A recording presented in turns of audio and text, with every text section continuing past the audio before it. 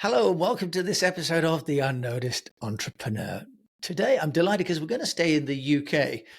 Now we're going to talk to a lady who's been an entrepreneur for a long time.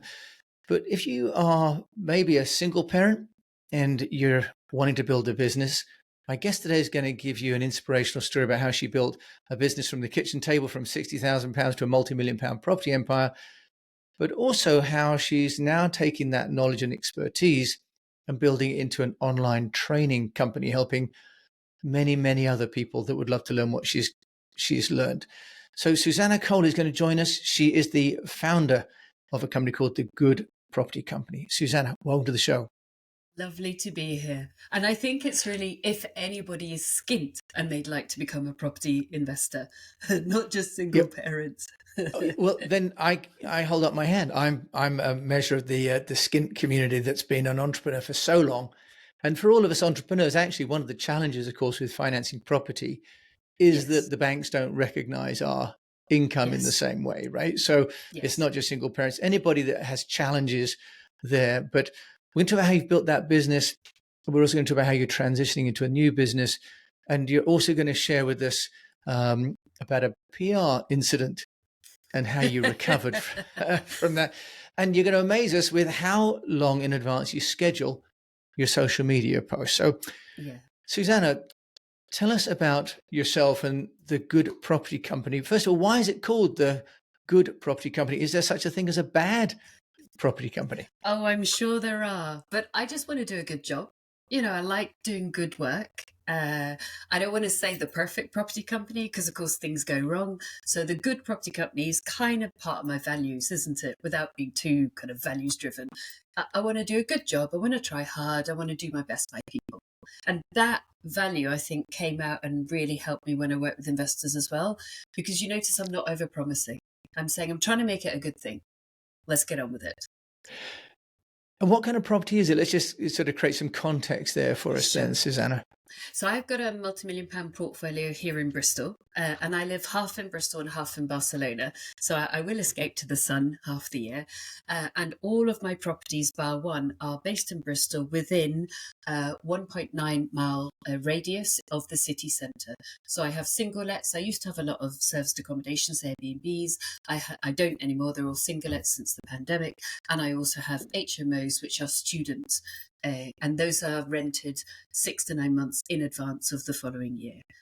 So good quality, kind of top quartile. If something's like a washing machine went yesterday, it's fixed today. That kind of stuff. So it sounds like you've got a very focused portfolio, both by location and Yes, by property type. yes. Um, which is, there are other podcasts that cover property, although there are a million questions that we could go down there. But if we can, let's focus on how you managed to build a portfolio, not from a financial point of view necessarily, but from a marketing point of view, because you had to get funds. Did you just go to the bank and ask for the money? Because you've got No. an honest face, Susannah, for Uh, those people um, that, I'm a pretty straightforward person, but one of the many things, as you said, when we're entrepreneurs, we often pay ourselves very little, certainly at the beginning. And so that's then very difficult to go and get mortgages.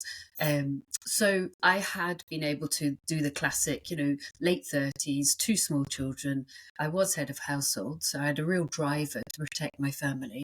So I was able to pull out 60 grand from my own mortgage, which was a nice deposit. But very quickly you run out of money. And I could see that.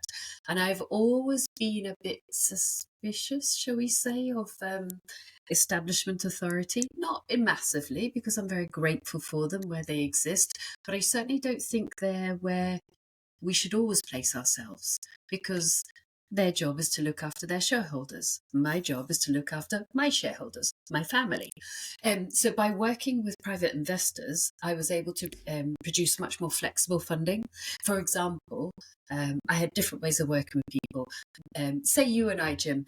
Okay, let's say you're one of my big investors. Jim, let's go and buy and sell that house. Great, you buy it, you fund the renovation. I put in the sweat equity. You do no work at all. You just enjoy yourself like Billy Goats, and then we split the profit 50-50. Or another structure might be, Jim, could you lend me the money? I'll buy the property, I'll pay you interest, and then I'll repay you back. So I did a combination of those two types, plus a third business, which is, Jim, do you want a discounted property? Great, I'll be a reverse estate agent. I'll sell you the property, having not bought it myself, but having found it, and you'll pay me a fee because it's supposed to be 300,000, but I found it for 200 to 220, and you'll pay me a 15 grand fee. Everybody's happy in all those three scenarios. Susannah, so entrepreneurial and innovative, right? And you've got a history of being innovative across both raising large groups of young people for charities, for example, as well. You've been involved with.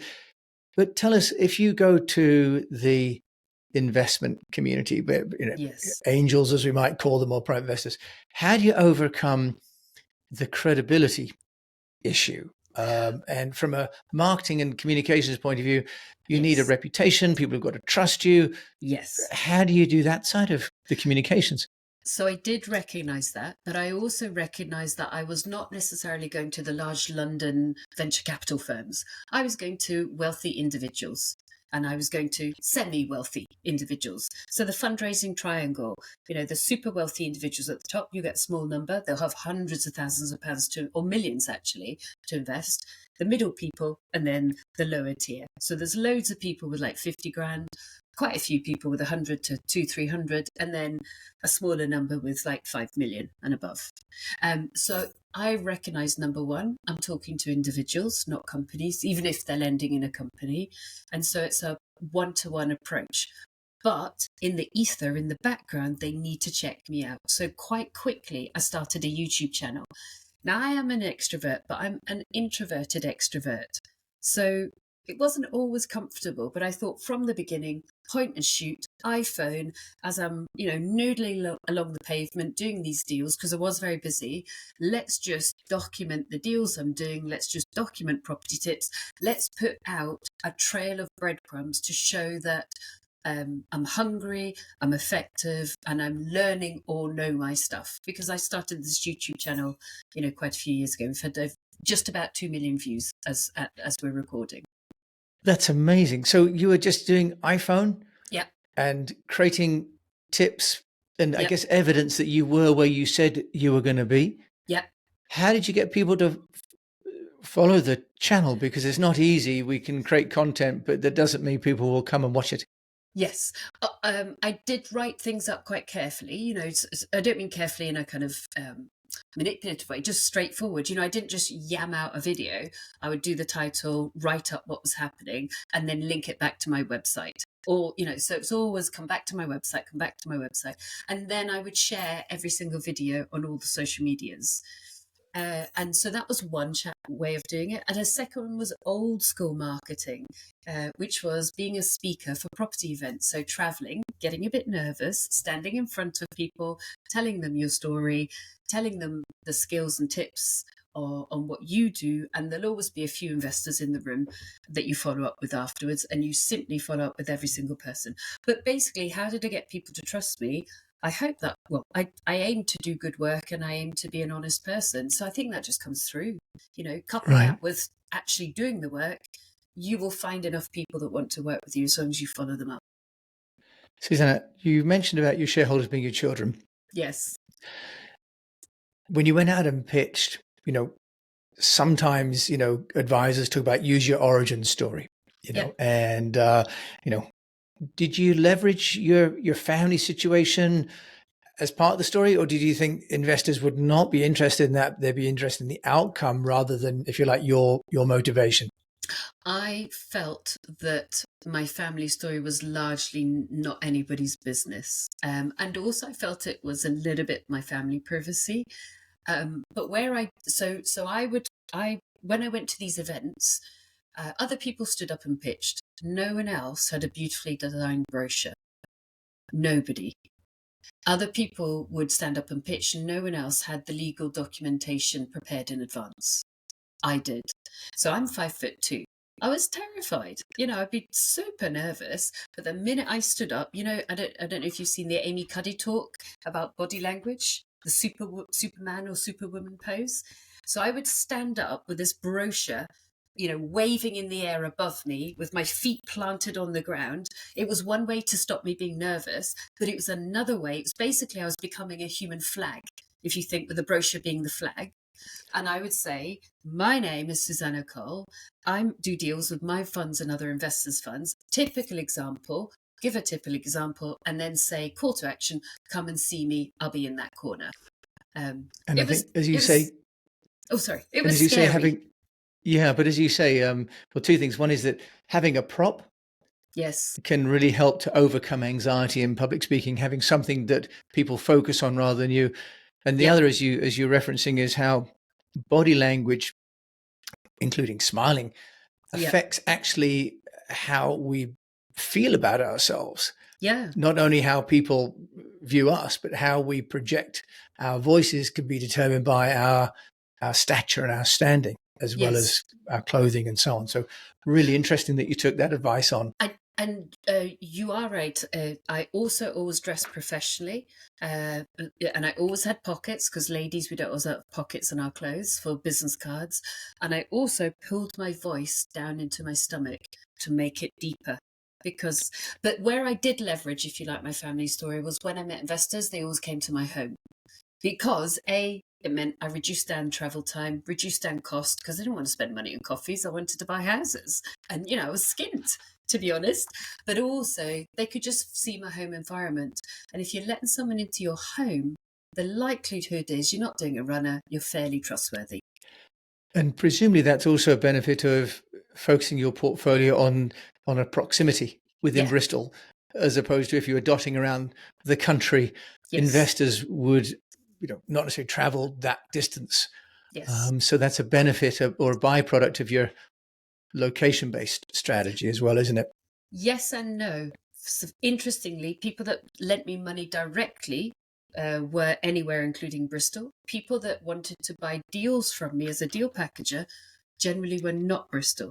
And I think it's because they just felt, well, hang on, I could get it myself.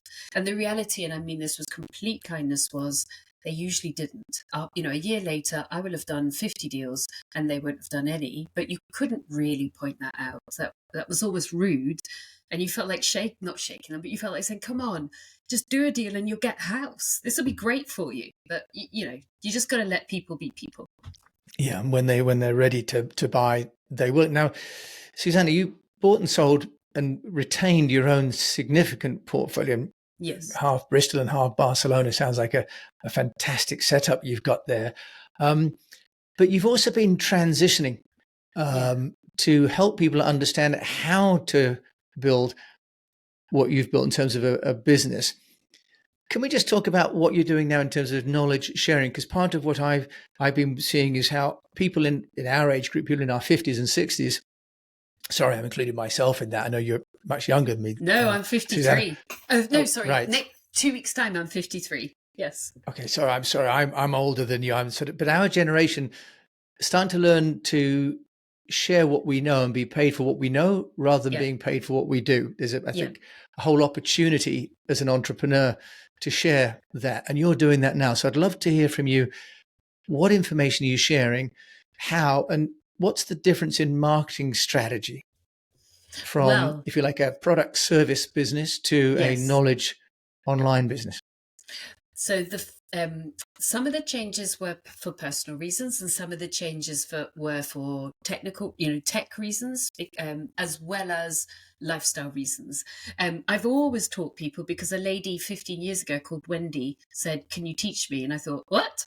What do you mean?" And because I've always been a massive geek about systems, so it was really easy to transfer my systems to other people. So I didn't turn around a couple of years ago and think, oh, I'm going to transfer this to other people. I'd always had those programs and transferable processes and systems for other people, and always wanted other people to get involved in property because I see it as life changing, because it changed my life. And then, not to pull us down, but during the pandemic, have you ever met anybody get diagnosed with 1, 2, 3, 4 cancers in less than 3 years? You should see his face, everybody, if you're not Yeah, watching. no, I Well, haven't. I'm just no. it was interesting, shall we just say. So I had a 3-year sabbatical. I'm perfectly fine now. The life expectancy of people that get diagnosed with multiple cancers is actually more than a single cancer. And typically it's because you catch all the other ones early. Wow, So I Susanna, yeah, know. thanks for sharing that. No, I had a tumor in my jaw, which amablastoma, which is not pleasant either, and also has a 5% of people perish actually from this. Yes. Is quite unknown as an illness. So four cancers at once. I don't know. You just took me back for a moment to finding out in Oh, Beijing that I might need to oh lose part of my jaw. gosh. But this is about you. So let's hear how. So Well, these you had things, this moment. yeah, they change us, don't they? So I've always loved making things happen, but suddenly, and maybe you had the same thinking, suddenly I stopped overnight, didn't work for 3 years, had a 6-figure income coming in because of my properties, which is why I'm so keen on other people getting into property because it's life-saving. But I had to really focus on the parasympathetic state. I had to be a partner for my doctors, my multiple doctors. My doctors, they do all the great medical stuff. My job is to raise my immune system. So I moved, I loved doing in person teaching, but I decided to move everything digitally. I'd always ran a digital business, just on the side, not really paying much attention, producing good work and letting it run organically. So I pulled it front and center.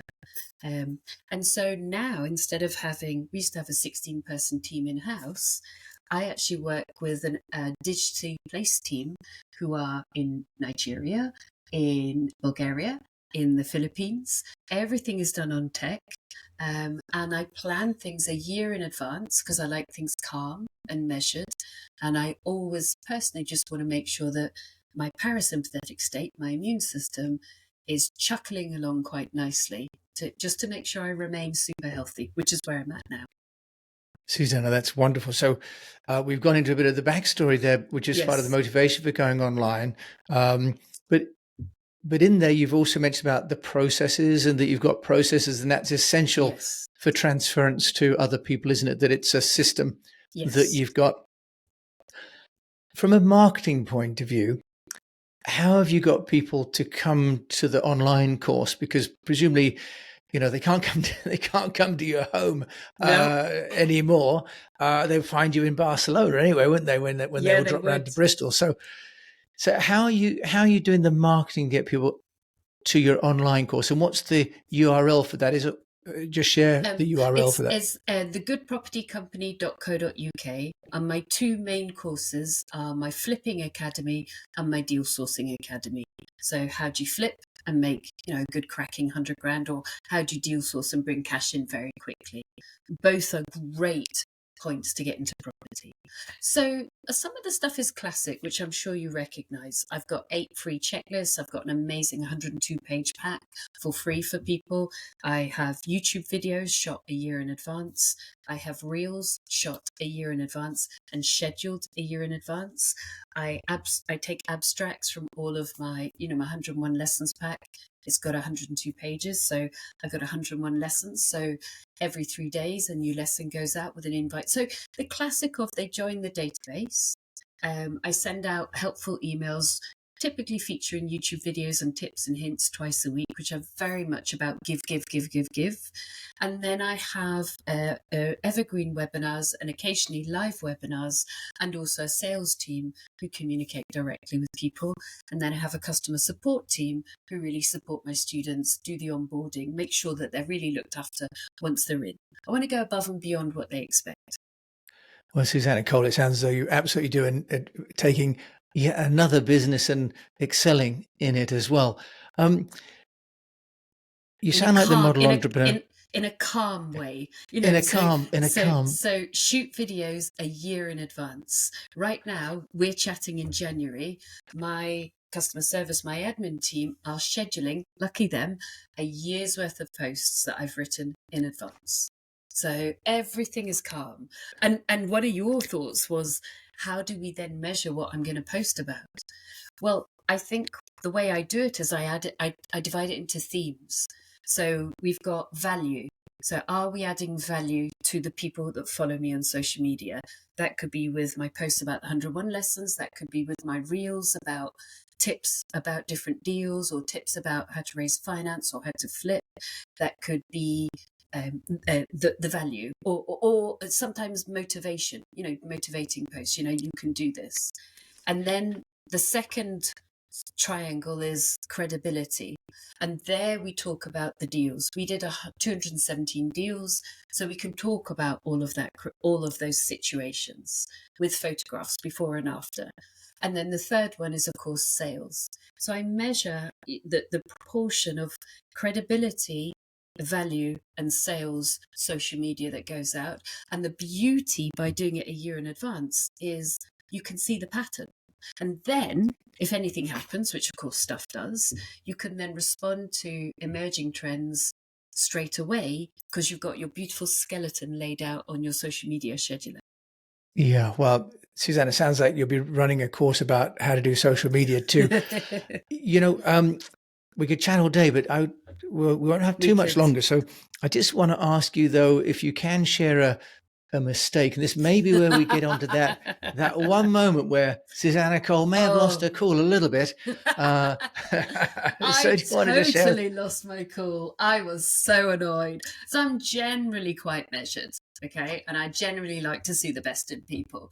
But there is a particular website that they're now currently being sued for defamation. And I think that's quite correct. And I thoroughly approve of it because I've seen them destroy people's lives.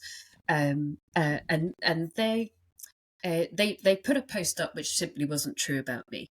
And instead of perhaps taking legal advice or perhaps taking PR advice, I looked at this post and thought, that is, I can't swear, that is beep, beep, beep, not true. And so Hothead here put back a right little hothead response, and it blew up. It is still the most viewed thread they've ever had. Wow.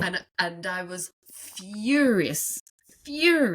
So that wasn't sensible, because I just thought that's not true. I don't mind. I even, on some of my credibility posts, I post about mistakes. So I am super cool by exploring mistakes I've made or investors made, or mistakes that we can all learn from. Okay, but if you lie about me, I'm not having it. So the head went hot, and it was a big PR mistake. Well, Susannah, with my background in PR, I know that we always counsel clients to take time, right? Oops. And that, especially these days when anything on the media disappears within minutes, not even hours. Anything can be forgotten unless it gets repeated.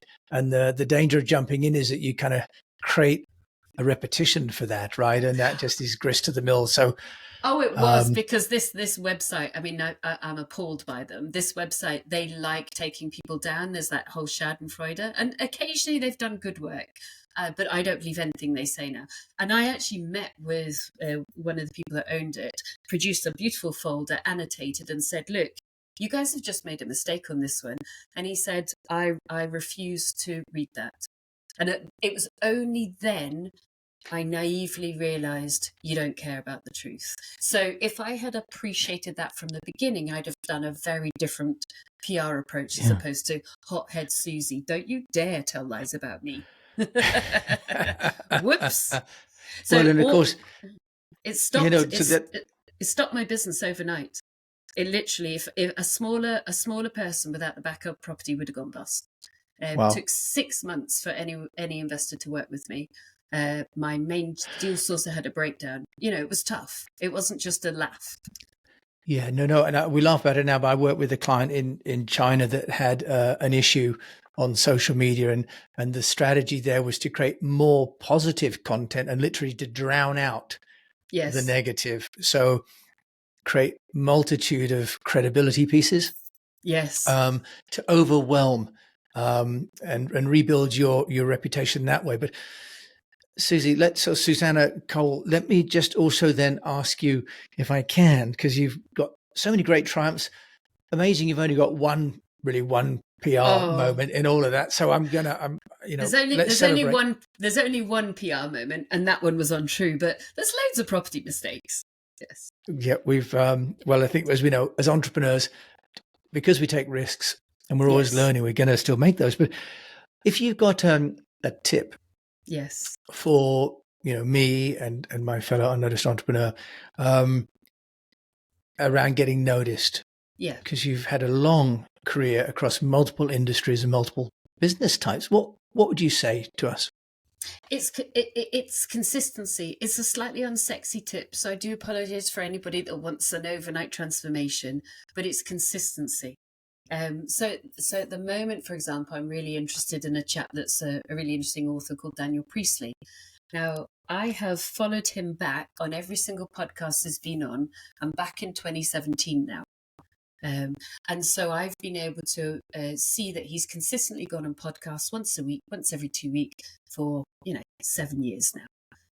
And as a result, with multiple other pieces of marketing strategy, he's been incredibly successful, and good on him. So it's that consistency, I think, don't just put one piece out. Somebody that wants to work with me, if they're a late adopter, they're going to be looking 11 hours of content before they'll even engage with me, maybe. Yeah, I think, and that consistency for all of us is the hardest. What I love about your framework is that you've created some dimensions for the content, because otherwise people Yes. really struggle with what do I write about now? But by having that, if you like, really content strategy Yeah. that you've laid out, consistency is about implementation rather than about creativity, because we're not always Yes. feeling creative, but we can actually outsource implementation Yes. to third parties to help us if we can come up with the ideation, but other people can do the implementation and the distribution, Yeah. which can really help. Yeah, I don't do any of my own implementation or distribution at all. And also I revisit content, because those deals aren't going to change. So they go out once a year. Why would they not? Yeah, it's wonderful. Yeah, and people forget as well that they've even seen it. It's a new audience. So Yeah. I'm going to ask you, because you've got time by the beach, by the pool in Barcelona, or looking at some lovely Dali exhibits, no doubt, plus sunny Bristol. I won't ask you which you prefer, but can you give us a podcast or a book, Susannah Cole, that you'd recommend? So let me refer back to Daniel Priestley again. He's written 6 books. One of them is super useful, Key Person of Influence. And again, it allows you to understand the kind of framework of, if you're looking to do business, then it might be sensible to have a personal brand. Even though I'm actually an introverted extrovert, I'd much rather my brand was my business, but no one's going to click on that. So I find him very interesting in his thinking, and I tend to find him ahead of the curve. So Daniel Priestley, Key Person of Influence, or any of his other books, really good. Wonderful. If people want to find out more about you, Susannah Cole, whilst you're still in the UK, where can they find you? Oh, they can chat to me in Barcelona. This year I am 3 months in Barcelona, 3 months in Brooklyn, 3 months in Barcelona, and 3 months in Bristol. So that'll be me this year, but I'll still be doing my stuff. I would love them to get in touch. They can go into the website, obviously, thegoodpropertycompany.co.uk. But if you want to get in touch, please drop me a message at Instagram, Susannah Cole UK. Great. And that's Susannah, Sussannah. Yes, that's Cole, me. Cole. Yeah. For those people UK. that are looking again. Yeah, that would be Susannah lovely. Cole, I think we could have chatted much longer. I didn't hear the invitation to Barcelona or Brooklyn in that last, so I'm assuming that you've got better plans. It's in the post. I think they're on the strike. Susannah, thanks for joining me on the Unnoticed Entrepreneur today. Thank you. It's been an absolute pleasure, and good luck, everybody. Yeah, well, thank you to Susannah for sharing, and she has an amazing history. Do recommend that you get in touch with her. And I think what I really will take away from Susannah is one of the things is about the need for process, whether it's in the property company or the learning company or in the social media outreach. It's the consistency in the processes and entrepreneurs. I've been guilty of often thinking of new things and not fully implementing what I've already built. So a really salient message for all of us. And if you've enjoyed this, do please share it with a fellow unnoticed entrepreneur and rate it and review it on your player. And until we meet again, you've been listening to me, Jim James, and Susannah Cole in Bristol. Thank you for joining us on this Unnoticed Entrepreneur. And until we meet again, I encourage you to keep on communicating.